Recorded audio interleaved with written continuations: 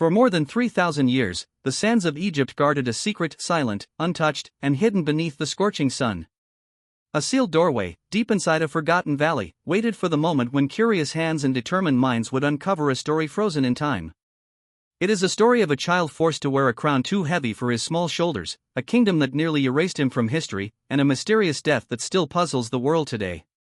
This story begins not in ancient Egypt, but in the early 20th century, with a man who refused to let a dream die. His name was Howard Carter, a stubborn archaeologist whose career was crumbling, whose funds were almost gone, and who had spent years chasing a rumor, the lost tomb of a forgotten boy king. Many experts believe the tomb never existed. Others argued that if it ever had, thieves had emptied it long ago. But Carter believed otherwise. Something told him that in the Valley of the Kings, among cliffs of golden rock and hundreds of tombs already discovered, one last burial remained untouched. One that time, robbers, and history had somehow missed. In 1917, Carter began his search. For 5 long years, he dug through the Valley of the Kings, uncovering little more than broken pottery, discarded tools, and dust. Season after season, disappointment after disappointment, yet he continued. By 1922, even his patron, Lord Carnarvon, had grown tired of funding a seemingly hopeless dream. Carnarvon sent Carter a letter telling him this would be his final season. If Carter found nothing now, the search would end forever. And so, the last chance began. In November 1922, Carter ordered his workers to clear the debris around a set of ancient workers' huts. Beneath them, hidden under centuries of rubble, they found something man-made, a step carved into solid rock. Then another. And another. A staircase descending into the earth. At the bottom, a sealed doorway.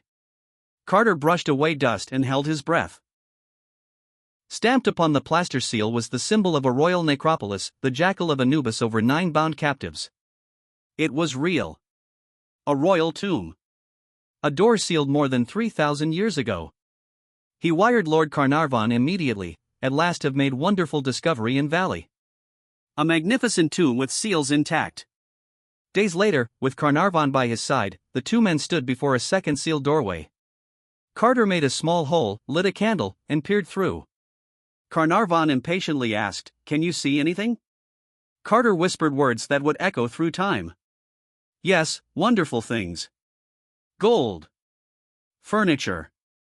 Statues. Treasures piled high, untouched since the day they were placed there for a pharaoh's journey to eternity. They had found the resting place of Tutankhamun, a king who died young, who ruled for only a few years, and whose legacy had almost faded into dust. But why was his tomb so small? Why was this king forgotten? And who was this boy, really? To answer that, we must travel back more than 30 centuries to a time of chaos, religious revolution, and a power struggle that shaped the destiny of Egypt. Tutankhamun was born around 1341 BCE, at a time when Egypt was one of the most powerful civilizations on earth. For centuries, Egyptians worshipped a great pantheon of gods: Ra, Osiris, Isis, Horus, and many more. But Tutankhamun's father, Pharaoh Akhenaten, changed everything. Akhenaten declared that Egypt would worship only one god, Aten, the sun disk. He shut down temples of other gods, dismissed priests, and forced the empire to follow his new belief. It was a religious revolution, and a dangerous one. Many Egyptians hated this change. The priests who once held great influence lost their power. The people felt their traditions and gods were being erased. Akhenaten moved the capital city away from Thebes to a new city he built from nothing. He named it Akhetaten, the horizon of Aten. In this new city, Akhenaten lived with his queen, the famous Nefertiti, and together they ruled a kingdom divided by faith. It was into this turbulent world that a small prince was born. His birth name was Tutankhamun, meaning living image of Aten. He was never expected to rule. But fate had other plans. When Akhenaten died, Egypt was left unstable and fractured. The boy Tutankhamun, only around 8 or 9 years old, was placed on the throne. Because he was a child, real control lay in the hands of powerful advisors, men like Horemheb, who guided political decisions and shaped the kingdom's future. They needed a ruler to unite Egypt again, and a child king was easy to influence. One of the first decisions made in Tutankhamun's name was monumental: the return of the old gods.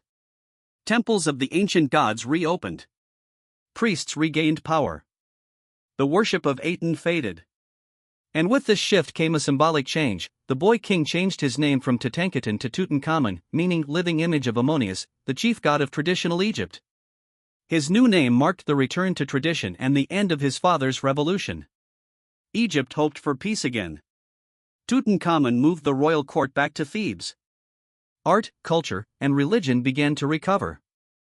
Though young, he is said to have taken part in ceremonies and tried to present himself as a responsible pharaoh. Beside him stood his young wife, Enkhsenamun, who was also his half-sister, the daughter of Akhenaten and Nefertiti. They were both born into a royal world where marriages within the family were common, believed to preserve the purity of the bloodline. For a moment, it seemed Egypt might heal. But Tutankhamun's reign was short. He never reached adulthood. Historical records suggest he died around the age of 18 or 19. His sudden death shocked the court. The priests and advisors scrambled to ensure a proper burial for the king. A pharaoh had to enter the afterlife correctly, with rituals, riches, and sacred objects. But time was short. Pharaohs usually spent decades preparing their tombs. Tutankhamun had barely 9 years on the throne and even less time to prepare for eternity. His tomb, far smaller than those of great kings like Ramses or Seti, may have originally been built for someone else. Yet it remained untouched. Why? Perhaps thieves never found it. Perhaps the entrance was hidden by construction of later tombs.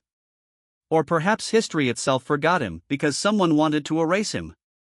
When Carter opened that tomb in 1922, he discovered more than gold. He found clues that raised questions about Tutankhamun's life, his reign, and his death. Inside the tomb, amidst chariots, thrones, weapons, and cosmetics, lay a sarcophagus of stone. Inside that, 3 coffins. The innermost coffin was made of solid gold. And inside it, the mummy of the boy king, his face covered with a dazzling mask of gold, lapis lazuli, and precious stones. The mask bore an inscription meant to protect him for eternity. But behind the beauty, science would later reveal a story of pain. Carter found that Tutankhamun's mummy had been damaged, possibly by embalmers, possibly by time. In the 20th and 21st centuries, X-rays and CT scans would show that the young pharaoh had a broken leg, a curved spine, and signs of illness. His bones indicated he may have suffered from genetic disease, possibly caused by generations of inbreeding within the royal family. Yet was illness the cause of his death, or was it something darker? Some records hint at political tension in the palace. Some point to Horemheb, a military general who later took the throne and erased the names of Tutankhamun, Akhenaten, and I from monuments, almost wiping them from history. Others question whether Tutankhamun's death was an accident while riding his chariot, or perhaps the result of someone who wanted power. Whatever the truth, the silence lasted for over 3,000 years. Until Carter broke the seal. But uncovering the tomb came at a cost. Soon after the discovery, strange events began. Lord Carnarvon, who had funded the search, died unexpectedly. Newspapers across the world began whispering one phrase: the curse of the pharaohs. Was it coincidence? Illness? Or something else? Fear spread. Some believed Tutankhamun's spirit had been disturbed and demanded revenge. Others believed it was simply nature, infection, or imagination. Still, the legend of the curse became part of the legacy of the boy king, an aftershock of the moment his tomb was opened. Yet beyond the curse, beyond the treasure, beyond the mystery of death, one fact remains: Tutankhamun became the most famous pharaoh in history not because of what he did in life, but because his tomb remained hidden, untouched, and complete. For centuries, he was forgotten. Then in one moment, he became immortal again. The world would never be the same after 1922. Museums fought for artifacts. Nations debated ownership. Egypt demanded the return of its treasures. Millions traveled to see exhibitions of Tutankhamun's artifacts around the globe. His golden mask became a symbol recognized by the world. His name, once nearly erased, became the most famous in ancient Egypt. But fame brings questions. Who truly was Tutankhamun behind the gold mask? What did he believe? Who loved him, who controlled him, and who may have wanted him dead? Was he a victim of disease, royal politics, or a silent conspiracy buried with him? The golden face staring back at us from behind glass in museums shows a serene, divine king. But behind that perfection lies the truth of a fragile boy, one who inherited a broken kingdom, a dangerous legacy, and a burden too heavy for someone so young. To understand Tutankhamun, to uncover the truth of his life and the mystery of his death, we must peel away the layers, just as archaeologists peeled away the WR. We must read forgotten letters, examine ancient artifacts, and listen to whispers of history. And so, we begin our journey back into the sands of time, into the shadows of ancient Egypt, into a story of power, family, faith, betrayal, and mystery. A story that starts with a sealed door, unopened for more than 30 centuries, and a single flickering candle revealing wonderful things. This is the story of Tutankhamun, the boy king, and the mystery of his death.